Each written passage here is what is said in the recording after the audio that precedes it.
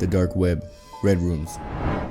The average person holds within 5 secrets they've never told anyone, deep beliefs, sick thoughts, or embarrassing moments they themselves even like to repress. One secret more common than people would like to believe is the thirst for causing pain to another human. Serial killers are often described as relatively normal, and just a bit awkward if anything. Over the years while the internet evolved, a different type of internet developed in the shadows, where these people can secretly live out their darkest fantasies. These places are known as red rooms. They're live streams where kidnapped victims are sold and tortured, on live to the highest bidder.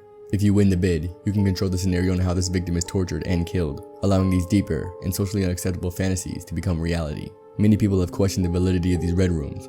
It could be a coping mechanism to repel the harsh reality that some humans have to face, or a lack of research, as many news stories cover and show the people caught, along with FBI documentation, has confirmed the shutdown of many red rooms. The moral of the story is to do everything to not be abducted, as if you end up in a red room, the only thing you can really do is pray. The bidder is more into murder than torture. Parasite Man. On Reddit's r/confession, people anonymously explain things they've never told anyone. A man came forward with his deepest obsession, that his body could be a world for parasites. This odd curiosity led him to start infecting himself with parasites like pinworms, tapeworms, lice, bedbugs, and even leeches. While most humans avoid these at all cost, he actively pursues them. His obsession started with himself, but it's now developed to an obsession to infect other people as well, infecting strangers, friends, and even his own family at one point. He went on to explain him spreading parasites feel like he's spreading his children, and how much pleasure he derives knowing they spread. He admitted to sprinkling tapeworm eggs into people's drinks at bars and onto food inside buffets. He feels guilty, but continues to do it. It really shows you never know what's going on in someone's mind. On the outside, they can be friendly, but on the inside, can be a parasite to society. Where is Lars? Widely known as one of the most famous missing persons, in 2014, Lars was on a vacation in Bulgaria with his friends. During this trip, he got into a fight with some fans of an opposing football team. He ended up suffering a ruptured eardrum. Due to that injury, and a doctor's request, he was unable to fly back home with his friends. A day after they left for home, he started acting weird. He was recorded via security footage, acting erratic and paranoid. After a night, he called his mother and pleaded to have his credit cards canceled, and that 4 men were coming to kill him. He was last seen at the Varna airport. While talking to a doctor there, a construction worker entered the room, and Lars fled from the scene. He climbed up a fence and ran into a field, and was never seen again. Those are the facts, but given the mysterious nature, people have come up with their own assumptions. Popular ones being, head trauma went unnoticed after his fight, leading to psychosis, or possibly him being abducted by the people he mentioned, since nobody ever found him. What do you think happened? Could it have been something else? Either way, the oddities of this case explain why it's so popular. While the search continues, all we can do is hope for a positive outcome. Time out. Commercial break. Only 7% of you guys are subscribed. Help me change that. 92.4 of you guys subscribe right now while you're watching the video. That way you never miss one of these. Also, feel free to join the Discord down below. Alright, commercial break over. Top 5 most addictive substances. The rating is based off the amount of activity in the brain's dopamine system, tested reports of effects, severity of withdrawal symptoms, and how quickly the average person can get hooked. Number 5. Nicotine. The Addiction Center claims this is America's most common addiction, with 2/3 of the population trying it. I disagree though. It's definitely caffeine. The drug is so common, we literally throw it in our drinks. Number 4. Coke. Like the white stuff. Not those drinks I was just talking about. It's a $1 billion industry with 21% of people who try it getting addicted. Number 3. Benzos. If you're asking yourself, what the heck is benzo? Sounds like a clown name. It's what the rappers are talking about when they say pills. Who knew they weren't talking about Tylenol PM? Number 2. Alcohol. This takes the lives of nearly 3 million people every year, yet people still drink it. They tried to criminalize it once in the US. People got so upset, they flipped the country upside down and started making their own sketchy drinks. I hear they still do that in Kentucky though. And number 1, the most addictive substance. Heroin. Heroin. I don't know if I'm allowed to say that word. On Nuts addiction scale, it ranks at 2.5 out of a maximum 3. It's so addictive, 1 in 4 people who try it get addicted. All bodies are different, so results may vary. The Night Stalker.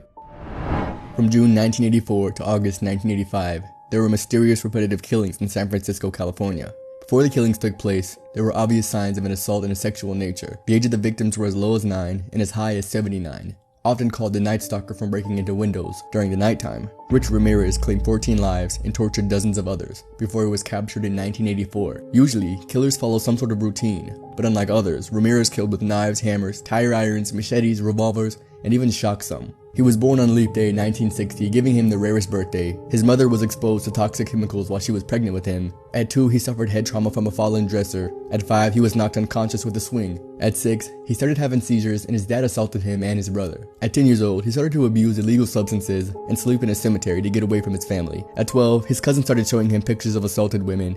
And at 13, that same cousin killed his wife in front of Ramirez. It seemed as if Richard Ramirez didn't have a normal chance in life. the golden ratio.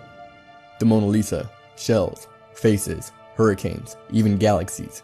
They're all said to have a divine number in common, often called the golden ratio for its frequent appearances in geometry and biology. The number goes on forever and was used by the Greeks, the Mayans, Egyptians, and notable people like Michelangelo and Da Vinci. Some have even said it holds the answers to the universe. While some believe this, others say those people are subject to the Baader-Meinhof effect. Pretty much, once they've heard of it, any mention of it is just more proof that it's prevalent in the universe. Meanwhile, it's just as average as everything else. It's just that they can't help but to point it out. What do you think? Is this equation of divine origin? Or just overthinkers doing what they do best? I guess that's up for debate.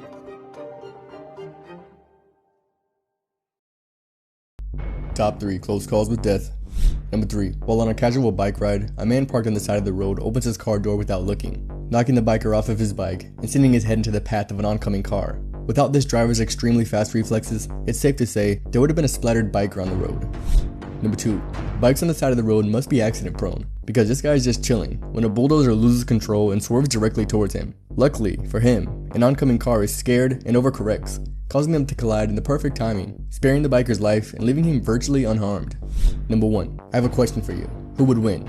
The apex predator of the water unchanged for 80 million years with their uncanny-like hunting ability? Or one quacky boy?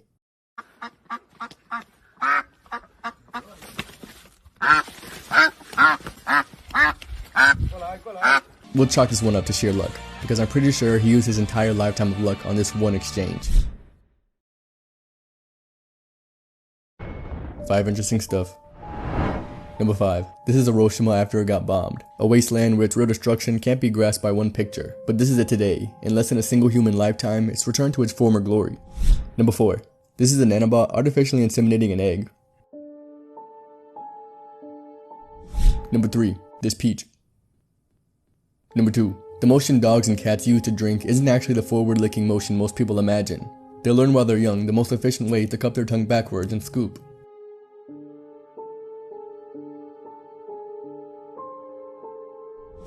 Number 1. This is what it looks like when a crab sheds its shell. Before today, I didn't even know crabs did that.